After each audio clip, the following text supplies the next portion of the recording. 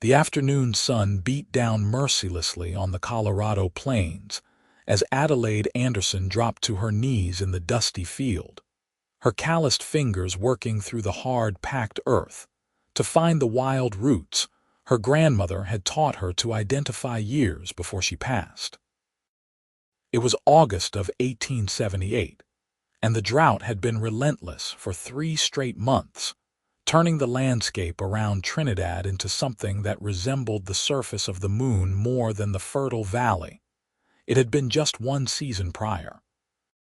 Adelaide had been out here since dawn, her cotton dress soaked through with perspiration, her bonnet doing little to protect her face from the unforgiving rays that seemed determined to strip every bit of moisture from the world.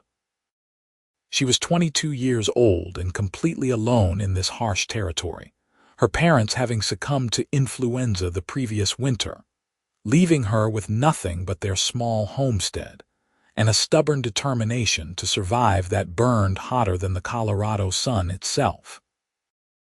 The roots she sought were medicinal, something the local doctor had mentioned he would pay handsomely for since his supplies from back east had been delayed by reports of Comanche raids along the Santa Fe Trail. Adelaide needed that money desperately. The bank had already come twice to discuss the outstanding debts her father had accumulated before his death, and she knew that, without some income soon, she would lose everything her family had worked so hard to build. Her fingers scraped against something solid beneath the cracked earth, and she began to dig more frantically, hoping it was the thick, gnarled root of wild ginseng rather than just another stubborn stone. She was so focused on her work that she did not hear the horse approach, did not notice the shadow that fell across her bent form, until a deep voice spoke just behind her, startling her so badly she nearly tumbled forward into the shallow hole she had been excavating. "That is wild ginseng you are after," the voice said, neither questioning nor accusatory, simply stating a fact. "You are digging too close to the stem. You will break the root and lose half its value." Adelaide spun around, still on her knees, one hand flying instinctively to the small knife she kept at her belt.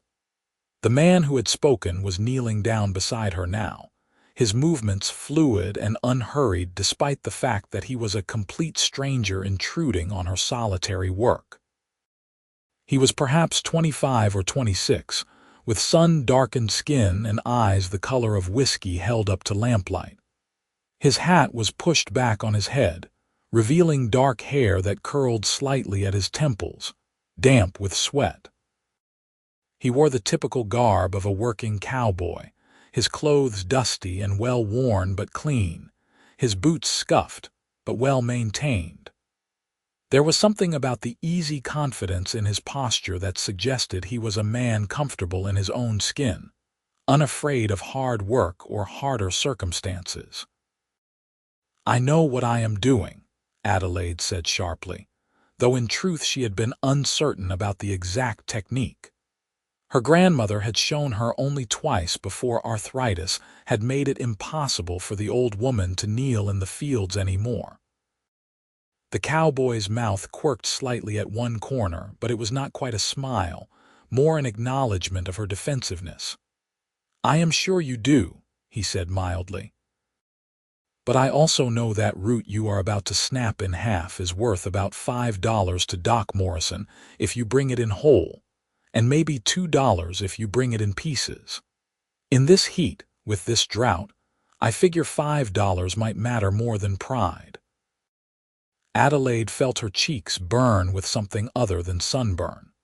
She hated that he was right, hated even more that he had seen her struggling. But $5 was nearly a week's worth of income if she could find enough roots, and she could not afford to let her pride cost her that kind of money.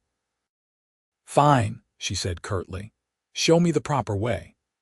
The cowboy moved closer, close enough that she could smell the scent of leather and horse and honest sweat on him, not unpleasant in its familiarity. His hands, she noticed, were large and capable, the hands of a man who worked for his living. He began to carefully clear away the soil in a wider circle around the plant, his fingers moving with a practiced precision that spoke of experience. "You want to expose the whole root system without disturbing it too much," he explained, his voice low and patient. "Ginseng roots grow deep and branch out. If you pull from the stem, you will leave half the root in the ground. Instead, you dig down and around like you are excavating something precious, because that is exactly what you are doing."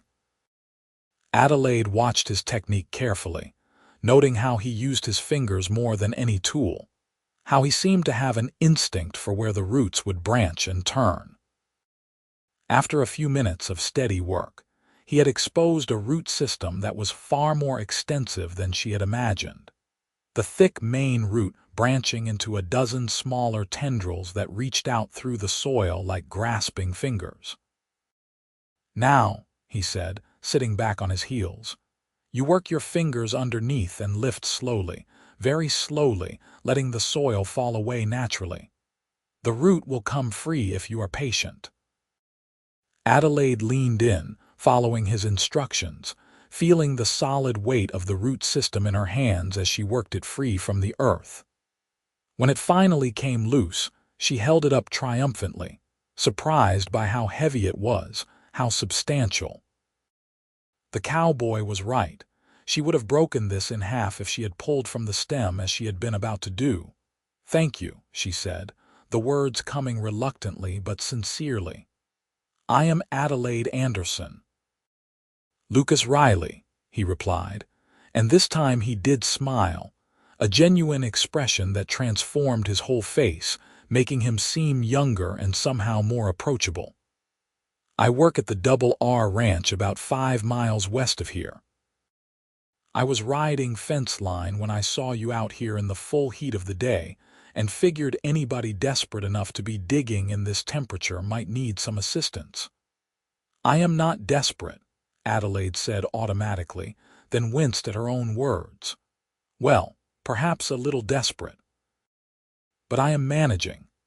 Lucas studied her for a long moment, his amber eyes taking in her threadbare dress, the hollow look that came from too many skipped meals, the determination that sat in her jaw like steel. "I am sure you are," he said quietly. "But there is no shame in accepting help when it is freely offered. These are hard times for everyone. Harder still for those trying to make it alone." Something in his tone suggested he spoke from personal experience, and Adelaide felt her defensiveness soften slightly. "Are there more of these plants in this area?" she asked, changing the subject to something safer than her own struggles. "A few," Lucas said, rising to his feet with the easy grace of a man who spent most of his life in the saddle. He offered her his hand, and after a moment's hesitation, she took it, letting him pull her upright. His grip was warm and solid, and she found herself reluctant to release it, though she did so quickly, brushing the dirt from her skirts to give her hand something to do. "The drought has killed off most of the wild plants, but ginseng is hardy. There is a section about half a mile north where the land dips down toward the creek bed. Even though the creek has run dry, the soil there holds moisture better. You might find more growing there." "You seem to know a great deal about plants for a cowboy," Adelaide observed, gathering her small collection of roots and placing them carefully in the cloth sack she had brought. Lucas shrugged. "My mother was half Cherokee. She taught me which plants to use for medicine, which ones to avoid, how to read the land. Most cowboys know more about plants than you might think. When you spend weeks out on the range with nothing but cattle for company, you learn to use what nature provides." Adelaide felt a flutter of interest despite herself. There was something compelling about this quiet cowboy with his gentle hands and unexpected knowledge. "Would you show me this place by the creek bed?" she asked, surprised by her own boldness. "I would be grateful for the guidance, and I would share half of whatever I find with you." Lucas considered this for a moment, then shook his head. "Keep what you find, but yes, I will show you." My horse can carry us both if you do not mind riding double. It will be faster than walking in this heat." Adelaide knew she should probably refuse, should maintain proper distance from this stranger, but the thought of walking another half-mile in the blazing sun made the decision easy. "I would appreciate that," she said. Lucas's horse was a sturdy bay gelding with intelligent eyes and a patient temperament. The cowboy mounted first, then reached down to pull Adelaide up behind him. She settled onto the horse's back, acutely aware of how close she had to sit to Lucas, her arms wrapped around his waist to keep her balance as the horse began to move. She could feel the solid warmth of him through his shirt, could feel the easy confidence in how he sat the horse, moving with the animal's gait as naturally as breathing. They rode in silence for a while, the only sounds the steady clopping of the horse's hooves and the occasional call of a hawk overhead. The landscape around them was harsh but beautiful in its own way. The endless expanse of prairie grass turned golden by the drought, the distant mountains rising purple and hazy against the horizon. Adelaide found herself relaxing despite the circumstances. Something about the steady rhythm of the horse and the solid presence of the man in front of her creating an unexpected sense of safety. "You said you are alone on your homestead," Lucas said after a while, his voice carrying back to her easily. "Do you have any neighbors close by? Anyone who checks on you?" "The Johnsons live about 3 miles east," Adelaide replied. "They are good people, but they have 7 children of their own to worry about. I do not want to be a burden." "Asking for help is not being a burden," Lucas said firmly. "That is what communities are supposed to be for, especially out here where life can turn dangerous in a heartbeat." "You sound like you have strong opinions on the matter," Adelaide observed. "I lost my parents when I was 18, Lucas said, his voice carefully neutral. "My father was a ranch hand. My mother took in laundry. When they died within a month of each other from cholera, I was left to fend for myself. I was too proud to ask anyone for help, too certain I could manage everything alone. I nearly starved that first winter. Would have, probably, if the foreman at the Double R had not taken pity on me and offered me work even though I was half wild and 3/4 angry at the world." Adelaide felt something tighten in her chest, a recognition of shared experience. "I am sorry," she said softly. "That must have been terribly difficult." "It taught me valuable lessons," Lucas replied. "Pride is expensive, and sometimes it costs more than you can afford to pay. There is strength in accepting help, not weakness." They reached the depression he had mentioned, and Adelaide could see immediately that he was right about the soil. Here, where the land dipped down, there was still a hint of green among the golden grass, still signs of life that had survived the brutal summer. Lucas dismounted and helped her down, his hands steady on her waist, lingering perhaps a moment longer than strictly necessary before he released her. "There," he said, pointing to a cluster of plants growing in the shade of a large boulder. "And there, and over there by that dead cottonwood. That is definitely ginseng. Probably been growing here for years, protected by the rocks and the slight depression." Adelaide felt excitement rise in her chest as she realized he was right. There were at least a dozen plants here, maybe more, all of them mature enough to have substantial root systems. This could mean enough money to make a real difference, to buy her some breathing room with the bank. "I cannot believe you are just giving me this information," she said, turning to look at Lucas with genuine confusion. "You could harvest these yourself and sell them." Lucas met her gaze steadily. "I have a job that pays me regular wages. You need this more than I do. Besides," and here his expression softened into something that made Adelaide's breath catch slightly, "I like the idea of you being able to keep your homestead. This territory needs more people like you, people who are willing to fight for what they have built." They worked together for the next 2 hours as the sun began its slow descent toward the western horizon. Lucas taught Adelaide the proper technique for each plant, showing her how to identify the ones with the most valuable roots, how to carefully extract them without damage. They fell into an easy rhythm, working side by side in comfortable silence, broken occasionally by quiet conversation. Adelaide learned that Lucas had been working at the Double R Ranch for 7 years, that he was respected among the other cowboys for his skill with horses and his steady temperament. He learned that Adelaide had been educated at a small school back east, that she had returned to Colorado to help her ailing parents, that she had a passion for books, despite having access to very few of them. By the time they finished, Adelaide's cloth sack was heavy with roots, more than she had dared hope for when she had set out that morning.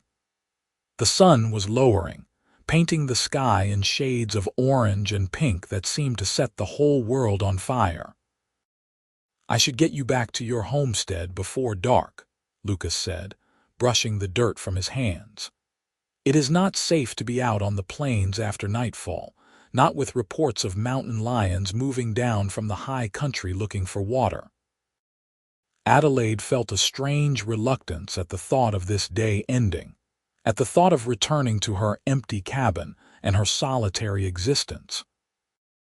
There was something about Lucas Riley that made her feel less alone, something solid and dependable that she had not realized she had been missing until now. They rode back toward her homestead, as the light faded from gold to purple to deep blue. Adelaide directed him to her property, feeling slightly embarrassed by the humble appearance of the small cabin and the neglected fields surrounding it. Lucas, however, made no comment on the obvious signs of struggle, simply helped her down from the horse with the same gentle courtesy he had shown all afternoon. "Thank you," Adelaide said, facing him in the gathering darkness, "for everything. I do not know how to repay you for your kindness today." "No repayment necessary," Lucas said. He hesitated, then added, "Would it be all right if I checked on you from time to time, just to make sure you are managing, to see if you need any help with anything? I know you value your independence, but it would ease my mind to know you are safe out here." Adelaide knew she should probably say no, should maintain proper distance and not encourage any entanglements, but she found herself nodding before she could think better of it. "I would like that," she admitted. "Very much." Lucas's smile in the twilight was warm and genuine. "Good. I will ride by in a few days then. In the meantime, get those roots to Doc Morrison as soon as you can. The fresher they are, the more he will pay." He tipped his hat to her, then mounted his horse and rode off into the gathering darkness, leaving Adelaide standing in front of her cabin with a heavy sack of roots and a heart that felt suddenly lighter than it had in months. True to his word, Lucas returned 3 days later. Adelaide had taken the roots to Doc Morrison, who had been so pleased with their quality that he paid her $7.50, more money than she had seen in one place since her parents died. She had immediately taken $3 to the bank, making a payment on the debt and buying herself a little more time. With the remaining money, she had purchased flour, beans, a small amount of sugar, and some fabric to patch the worst of her worn dresses. She was hanging laundry when she heard the horse approach, and she felt her heart skip when she recognized Lucas's tall form in the saddle. He dismounted easily, leading his horse over to where she stood by the clothesline. "Miss Anderson," he greeted her formally, though his eyes were warm. "I hope I am not intruding." "Not at all," Adelaide said, trying to keep her voice steady despite the sudden flutter in her chest. "I was hoping you would come by. I wanted to thank you again. Doc Morrison paid me handsomely for those roots. You quite literally saved my homestead." "I am glad I could help," Lucas said. Then, after a moment's hesitation, he added, I was wondering if you might need any other assistance. I have Sundays off from the ranch, and I notice your barn roof is looking a bit worse for wear. I could repair it for you if you would like. Adelaide opened her mouth to refuse, pride making her want to insist she could manage, but then she remembered what Lucas had said about pride being expensive. The barn roof had been leaking since spring, and she had no idea how to fix it properly. If the autumn rains came and the roof was not repaired, she could lose what little hay she had managed to put up for her elderly milk cow. I would be grateful, she said finally, but I insist on paying you something, or at least feeding you properly for your work. A meal would be payment enough, Lucas said, and the smile he gave her made something warm unfold in Adelaide's chest. That Sunday, Lucas arrived at dawn with tools and lumber he had brought from the ranch, materials he assured her were surplus that the foreman had said he could take. Adelaide suspected he was being generous with the truth, but she was too relieved to argue. She spent the morning cooking while he worked on the roof, preparing a meal more substantial than anything she had made in months. When she called him in for lunch, she served him roasted chicken, fresh biscuits, green beans from her struggling garden, and a berry pie made from wild raspberries she had gathered near the creek. Lucas ate with obvious appreciation, complimenting her cooking with a sincerity that made her blush. They talked while they ate, conversation flowing easily as Adelaide learned more about his life at the ranch, his dreams of one day owning his own land, his love for the wild beauty of Colorado. He asked about her life before her parents died, and she found herself telling him things she had not shared with anyone, about her education back east, about the books she loved, about the dreams she had once harbored of becoming a teacher before circumstances had forced her back to the homestead. As summer faded into autumn, Lucas's Sunday visits became a regular occurrence. He repaired the barn roof, then fixed the broken gate to her small paddock, then reinforced the walls of her chicken coop against predators. Adelaide always fed him in return, and they always talked, conversations that ranged from practical matters of survival to deeper discussions about hopes and fears, and the kind of lives they wanted to build. Slowly, tentatively, a friendship formed between them, something built on mutual respect and shared understanding, and a growing affection that neither of them spoke aloud but both of them felt. It was late October when everything changed. Adelaide had spent the day harvesting what remained of her garden before the first hard freeze could destroy everything. She was exhausted, her back aching from hours of bent-over work, but satisfied with what she had managed to preserve. She was washing dishes after a simple supper when she heard urgent hoofbeats approaching at speed, far faster than Lucas's usual leisurely pace. She grabbed the rifle her father had left behind and opened the door cautiously, relaxing only slightly when she recognized Lucas's horse. But her relief turned to alarm when she saw Lucas himself. He was slumped in the saddle, one hand pressed to his side, his face pale in the moonlight. "Lucas!" Adelaide dropped the rifle and ran toward him as he half fell, half dismounted from his horse. She caught him as best she could, staggering under his weight as he leaned heavily against her. "I am sorry," he gasped, his voice tight with pain. "I did not know where else to go. The ranch is too far, and I was already closer to your place when it happened." "When what happened?"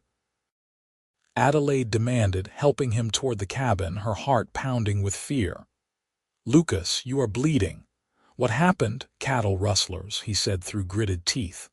"Caught them in the act on the northern range. There was a fight. One of them had a knife." "It is just a flesh wound, but it is bleeding pretty badly."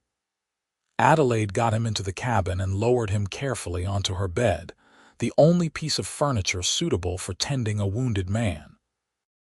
She lit every lamp she had, flooding the small space with light, then carefully pulled his hand away from his side to assess the damage. His shirt was soaked with blood, and when she cut the fabric away with her sewing scissors, she could see a long gash along his ribs, deep enough to be serious but not, she thought with relief, deep enough to be fatal. "You need a doctor," she said firmly. "No time," Lucas replied, his jaw clenched against the pain.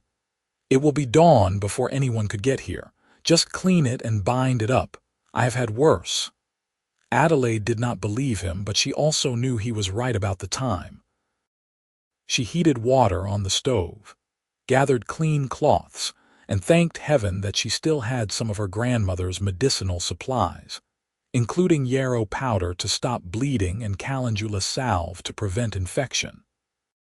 She worked with steady hands despite her racing heart, cleaning the wound as gently as she could while Lucas breathed heavily through his nose, his hands fisted in her quilt. "You are good at this," he managed to say as she applied the yarrow powder, his attempt at conversation clearly meant to distract himself from the pain. "My grandmother taught me," Adelaide replied, her voice steadier than she felt. "She said every woman in this territory needed to know how to tend wounds, since doctors were few and far between." "Remind me to thank your grandmother if I ever meet her," Lucas said, then hissed as Adelaide began to bind the wound with strips of clean cloth. "She passed when I was 16, Adelaide said softly, "but I think she would have liked you." Lucas's amber eyes found hers, and something passed between them in that moment, something that had been building for months finally coming into sharp focus. "Adelaide," he said, his voice rough with more than just pain, "I need to tell you something." "You can tell me after you rest," Adelaide said, finishing the bandaging and pulling a blanket over him. "You have lost blood and you need to sleep." "No," Lucas said stubbornly, catching her hand as she started to move away. "I need to say this now while I have the courage. Adelaide, these past months have been the happiest I can remember. Every Sunday I count the days until I can see you again. Every conversation we have, I find myself wishing it would never end. You are strong and brave and beautiful, and I know I have no right to say any of this.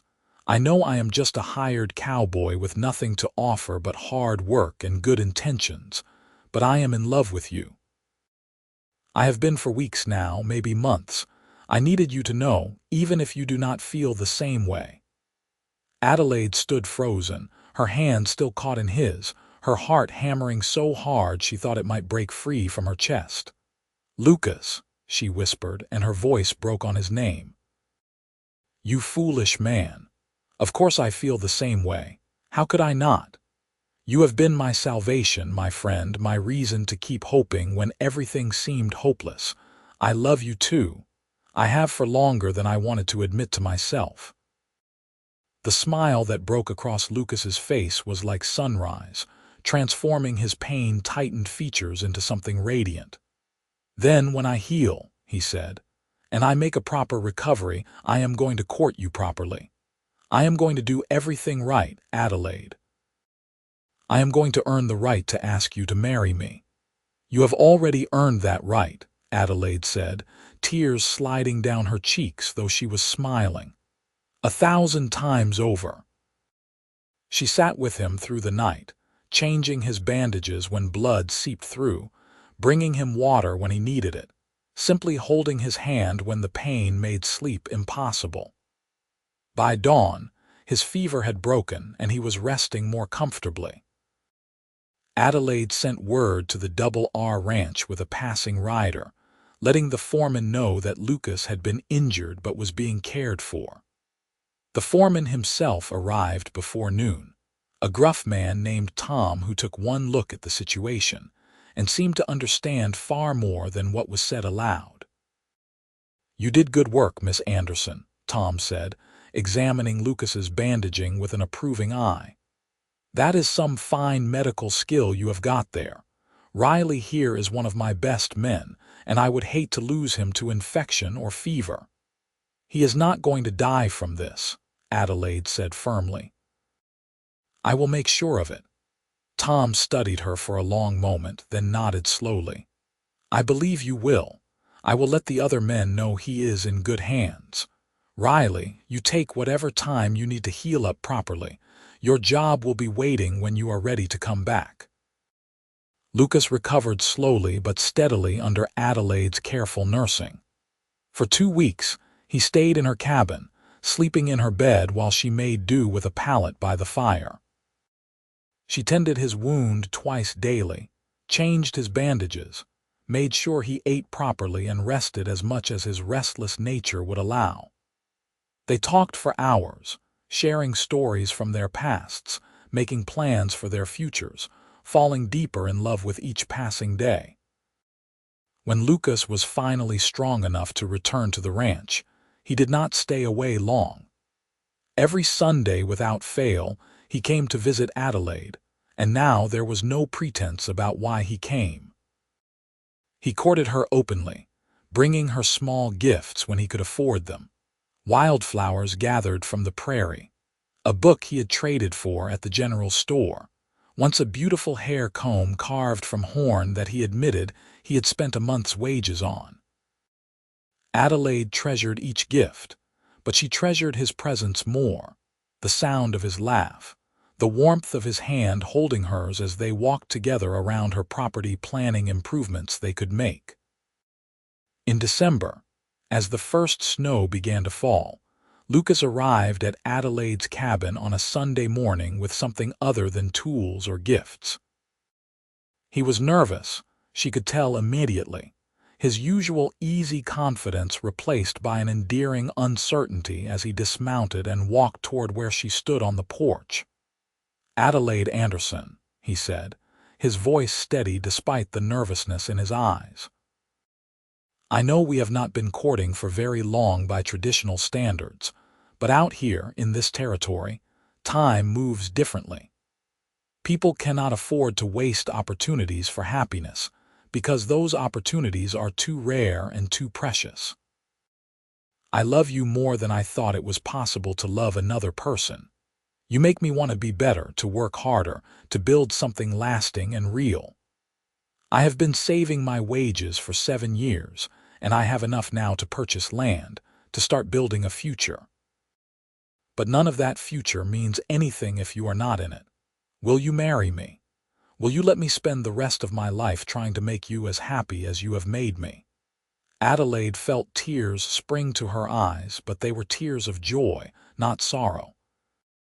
Yes, she said, her voice breaking with emotion. Yes, Lucas Riley, I will marry you. Nothing would make me happier. Lucas let out a breath he seemed to have been holding, then pulled her into his arms, holding her close as snow began to fall more heavily around them. When he finally released her enough to look at her face, his eyes were bright with unshed tears of his own. I will build you a proper house, he promised. I will make sure you never have to worry about money or safety or being alone again. I will work every day to be the husband you deserve. You already are, Adelaide said softly, reaching up to touch his face. Just by being exactly who you are.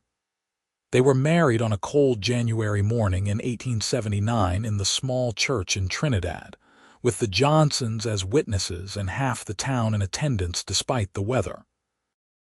Adelaide wore a simple dress made from the best fabric she could afford, and Lucas wore his newest shirt and pants, his boots polished to a shine.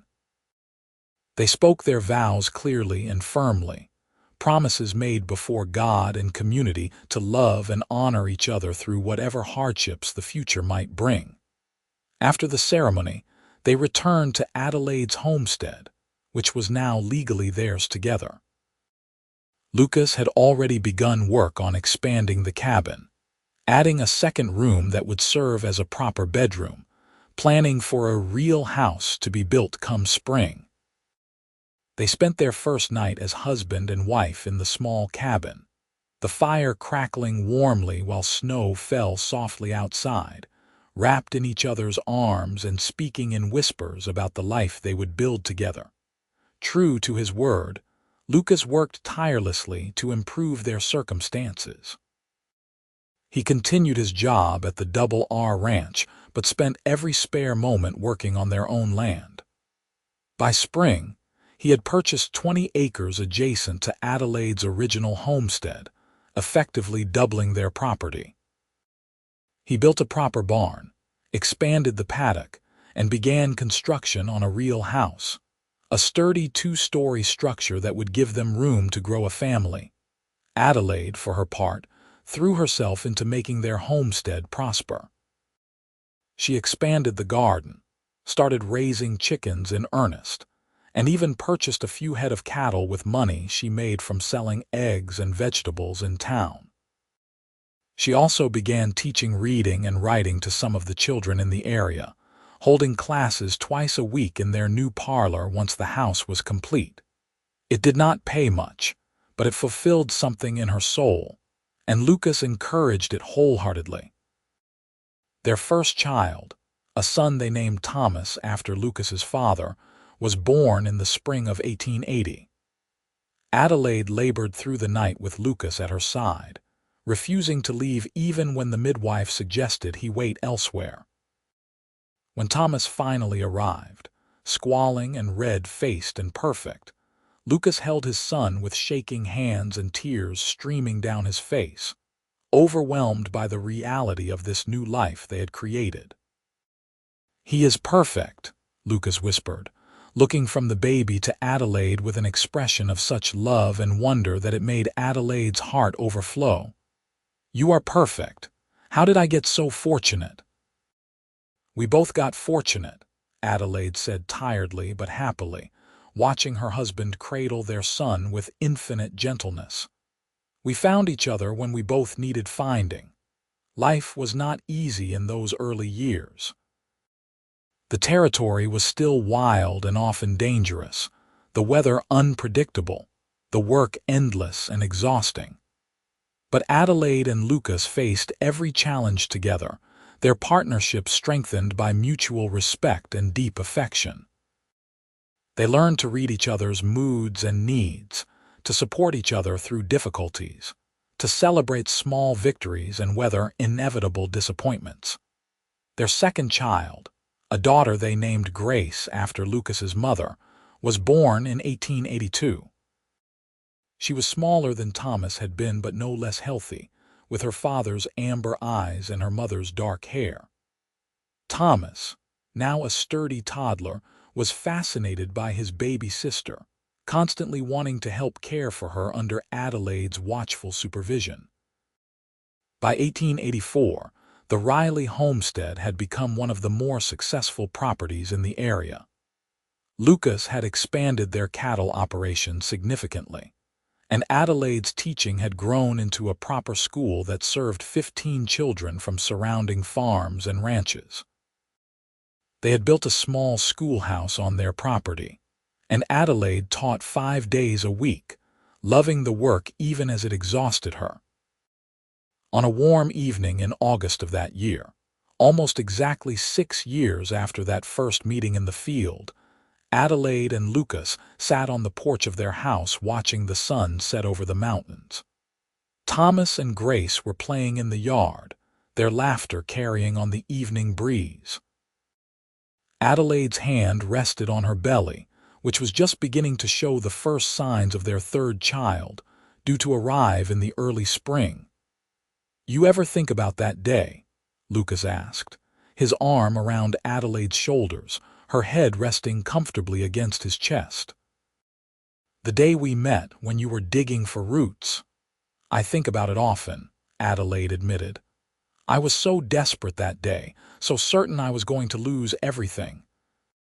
I never could have imagined that the rough-looking cowboy who knelt down beside me would turn out to be the answer to every prayer I had been too proud to speak aloud." "I saw you from a distance," Lucas said quietly, "and something in my chest just knew. I cannot explain it any better than that. I looked at you bent over in that field, working so hard under that brutal sun, and I thought, That is the strongest person I have ever seen. I wanted to know you. I wanted to help you. I wanted to be worthy of you." "You have always been worthy of me," Adelaide said, lifting her head to look at him. "From that very first moment when you showed me patience and kindness instead of pity or dismissal. You saw me as an equal, even when I had nothing to offer but pride and stubbornness." "You had far more to offer than that," Lucas said, kissing her forehead gently. "You had courage and determination and a heart big enough to take in a lost cowboy and make him feel like he had finally found home." They sat in comfortable silence as the light faded from the sky, watching their children play, feeling the weight of their shared history and the promise of their shared future. The territory around them was changing, becoming more settled and civilized with each passing year, but some things remained constant. The love they had found in that dusty field, born of mutual respect and nurtured through shared hardship, had only grown stronger with time. Their third child, another son they named William, arrived healthy and squalling in March of 1885. By then, the Riley homestead was prospering enough that Lucas was able to hire help, a young man named Samuel, who reminded Lucas very much of himself at that age, rough around the edges but willing to work hard and learn. Lucas took Samuel under his wing the same way Tom had once done for him, understanding the importance of giving others the opportunities he had been blessed enough to receive. As the years passed, the Riley family continued to grow and thrive. Thomas grew into a thoughtful, hard-working young man who loved the land and the cattle as much as his father did. Grace proved to have her mother's love of learning and her father's gentle way with animals. William, the baby of the family, was adventurous and spirited, keeping his parents constantly alert to his whereabouts and latest schemes. Adelaide's school grew too, eventually becoming the official school for the Trinidad area, with Adelaide serving as the head teacher and hiring 2 assistants to help manage the growing number of students. Lucas expanded their cattle operation carefully, never overextending their resources, always planning for the long term. They were not wealthy by any measure, but they were comfortable, secure, and most importantly, they were happy. In the summer of 1890, the year Thomas turned 10, the family took a rare day off from work to have a picnic by the creek. The drought that had gripped the land when Adelaide and Lucas first met had long since broken, and the creek ran clear and cold, surrounded by green grass and wildflowers. They spread blankets under a large cottonwood tree, and Adelaide unpacked the food she had prepared while Lucas and the children explored the creek bank. "Papa," Grace called out, "there is ginseng growing here, just like in the story you and Mama tell." Lucas came to look, then called Adelaide over. Sure enough, there was wild ginseng growing in the shade of the cottonwood, its distinctive leaves unmistakable. "Should we dig it up?" Thomas asked. "Doc Morrison still pays good money for ginseng root." Adelaide and Lucas looked at each other and smiled. "No," Lucas said, ruffling his son's hair. "Let it grow. That plant represents something more valuable than money to your mother and me. It represents the day our real lives began." "The day you met," Grace said wisely. She had heard the story many times. "The day we met," Adelaide confirmed, taking Lucas's hand. "The day I was bent over in a field, desperate and alone, and your father knelt down beside me and offered help without judgment or expectation of reward. That simple act of kindness changed everything." "It was not simple," Lucas said, looking at his wife with the same love and wonder he had felt that first day. "It was the most important thing I have ever done. Everything good in my life stems from that decision to stop to help, to see you as someone worth knowing." They ate their picnic lunch surrounded by their children. The sound of the creek, providing a peaceful backdrop to their laughter and conversation. Later, after the children had wandered off to play in the shallow water, Adelaide and Lucas remained on the blanket, watching their family with the satisfied contentment of people who had worked hard and loved deeply, and reaped the rewards of both. "Do you remember what you said to me that night you were wounded?" Adelaide asked, her head on Lucas's shoulder. "You said you had no right to tell me you loved me, that you were just a hired cowboy with nothing to offer." "I remember," Lucas said. "I was a fool to think I had nothing to offer." "You were not a fool," Adelaide said gently.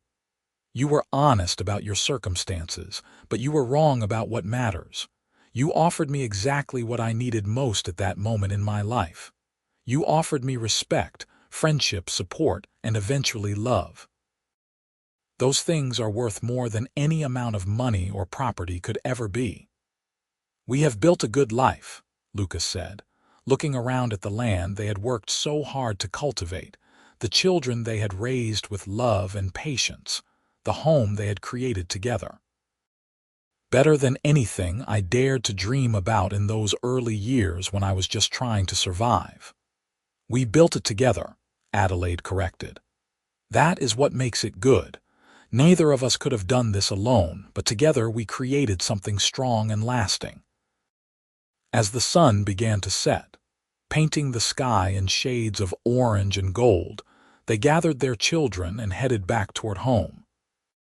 Thomas carried the picnic basket, Grace held William's hand to keep him from wandering, and Adelaide and Lucas walked together, their fingers intertwined. Their steps matched through long practice and deeper understanding. The years continued to pass in a rhythm of seasons and celebrations, challenges and triumphs. Thomas eventually took over the day-to-day running of the cattle operation, showing a natural talent for the work that filled Lucas with pride. Grace, true to her early promise, became a teacher herself, eventually taking over Adelaide's position at the school when Adelaide decided it was time to focus more on their growing family and the homestead. William, after a few years of restless wandering, found his calling in horse breeding, turning a small side venture into a thriving business that attracted buyers from as far away as Denver and Santa Fe. All three children married well, choosing partners who understood the value of hard work and family. And before long, Adelaide and Lucas found themselves grandparents several times over. Their house, expanded again to accommodate family gatherings, was filled with laughter and children's voices during holidays and celebrations. The land they had worked so hard to build and maintain would pass to their children and their children's children, a lasting legacy of the love and determination that had brought two lonely people together in a dusty field so many years before. On a warm August evening in 1898, 20 years to the day after they first met, Lucas surprised Adelaide by taking her back to the field where it had all begun. He had planned the outing carefully, arranging for the grandchildren to stay with Thomas and his wife, packing a simple meal, saddling the same horses they had ridden for years, though newer and younger animals than that first bay gelding who had long since earned retirement in their pasture. They rode out together as the sun began its descent, Adelaide sitting in front of Lucas this time, leaning back against his chest as his arms came around her to hold the reins. She was 42 years old now, her dark hair threaded with silver, her face marked by years of sun and wind and laughter. Lucas was 45, his own hair graying at the temples, his body still strong from decades of hard work, but showing the inevitable signs of time's passage. When they reached the field, they dismounted and walked hand in hand to approximately where they thought they had first met. The landscape had changed somewhat over the years, but the essential character of the place remained the same. The mountains still rose purple in the distance, the prairie grass still whispered in the wind, the sky still arched overhead in an endless expanse of blue. 20 years, Adelaide said softly, looking around at the familiar landscape. It seems like yesterday and a lifetime ago all at once. The best 20 years of my life, Lucas said, pulling her close. Every day with you has been a gift, Adelaide. Even the hard days, the days when we struggled or worried or fought against circumstances that seemed determined to defeat us. All of it has been worth it because we faced it together. I never thanked you properly, Adelaide said, turning in his arms to look up at his face, the face she knew as well as her own. For seeing me that day, for stopping to help, for seeing past my pride to the need underneath. You saved me, Lucas, not just my homestead or my circumstances, but me. You saved the person I was meant to be, the person I could not be alone.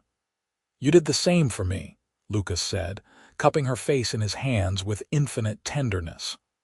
I was existing before I met you, but I was not truly living. You taught me what it means to love and be loved, to build something meaningful, to have purpose beyond mere survival. Everything I am, everything I have become, I owe to that moment when I decided to stop and kneel down beside a beautiful, stubborn woman who was digging for roots in a field. They stood together as the sun set, wrapped in each other's arms, surrounded by the land they had worked and loved and made their own. Two people who had been lost and alone had found each other in the most unlikely of circumstances, had built a life and a family, and a legacy that would endure long after they were gone. As darkness fell and stars began to appear in the vast Colorado sky, Lucas and Adelaide rode back toward home, toward the warm lights of the house they had built, toward the family they had created, toward the future that stretched before them still. They rode together as they had always done, side by side when possible, one behind the other when necessary, but always together, always moving in the same direction, always bound by the love that had begun with a simple act of kindness in a dusty field on a hot summer day.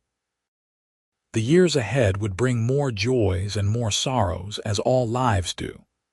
There would be births and deaths, celebrations and losses, triumphs and disappointments.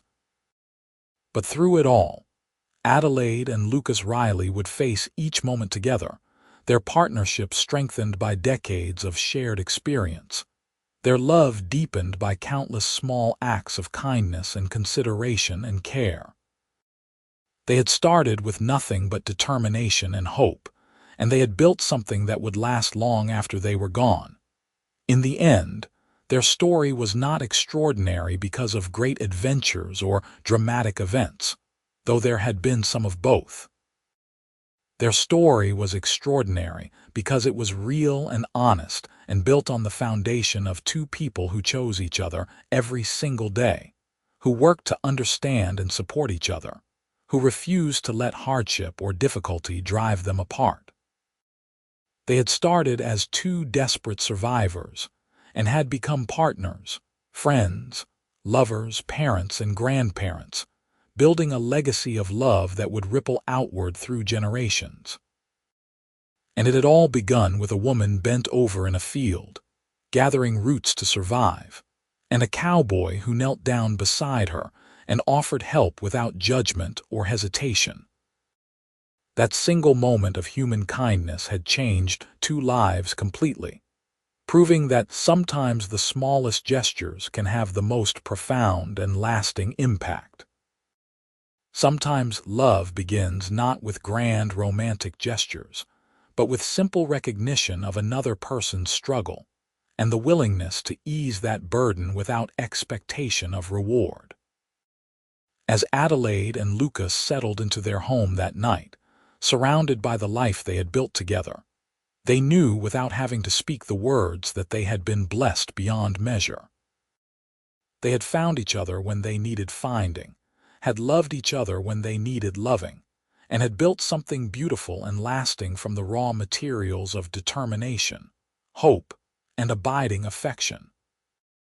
Their love story would be told and retold by their children and grandchildren, a reminder that the best things in life often come from the simplest beginnings, and that true love is measured not in dramatic moments but in decades of daily choices to support, respect, and cherish one another through whatever circumstances life might bring.